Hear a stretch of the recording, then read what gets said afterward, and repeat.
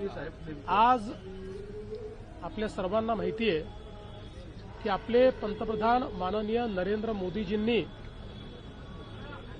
वीर बाल दिवस हा घोषित केलेला आहे आणि गेले काही वर्ष तो आपण या ठिकाणी साजरा करतो।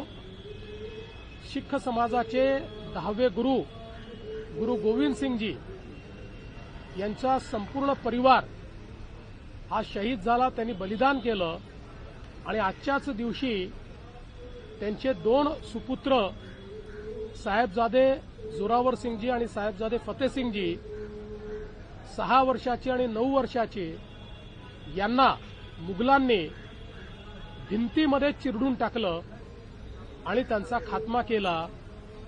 अशा पद्धतीनं शहीद झालेले हे दोनही शहजादे आमच्या गुरु गोविंद सिंगजींचे सुपुत्र यांच्या स्मृतीप्रित्यर्थ आजचा दिवस साजरा होतो। आणि आपल्याला कल्पना आहे की आमच्या सिखांच्या गुरूंनी ज्या प्रकारे धर्म आणि मानवता वाचवण्याकरता बलिदान दिलेलं आहे हे जगाच्या इतिहासामध्ये अत्यंत वेगळं अशा प्रकारचं आहे। त्यांच्या बलिदानामुळेच आज आपण सगळे हा दिवस बघू शकतो आणि म्हणून अशा आपल्या देशामध्ये देशाच्या संस्कृतीकरता धर्माकरता ज्यांनी बलिदान दिलं अशांची आठवण ठेवणं आणि त्यांना नमन करणं हे महत्वाचं आहे।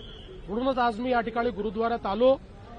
गुरु ग्रंथ साहिब यांच्यासमोर मी त्या ठिकाणी नमन केलेलं आहे आणि दोन्ही शहीद सुपुत्रांना त्या ठिकाणी मी श्रद्धांजली अर्पण केली।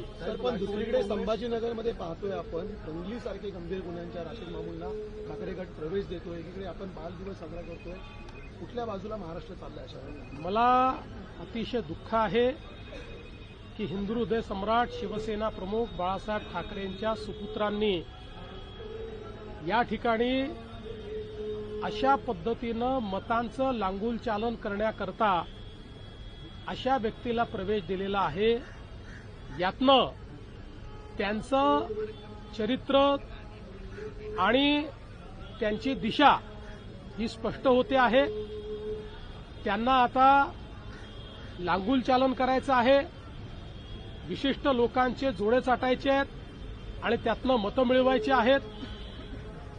पण जनता हे बघते आहे, देशप्रेमी देशभक्त आणि राष्ट्रवादी लोक हे पाहतायत, त्यामुळे याचं नुकसान त्यांना सहन करावंच लागेल।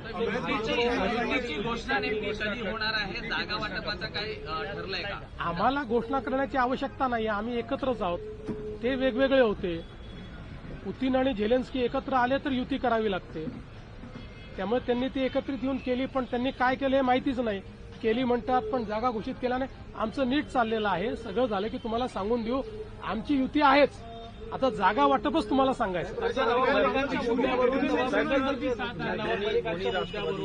या नवपालिकांच्या मुद्द्यावरून भाजप राष्ट्रवादीमध्ये युती होणार नाही असं स्पष्ट करण्यात आलं।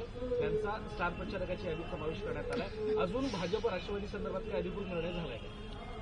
असं आहे की आता आपल्याला याची कल्पना आहे की या संदर्भात यापूर्वीही आम्ही सांगितलेलं आहे आणि आता राष्ट्रवादींनी स्पष्ट केलेलं आहे, त्यामुळे आता याच्यात पुन्हा नव्याने सांगण्याचं काहीच नाहीये।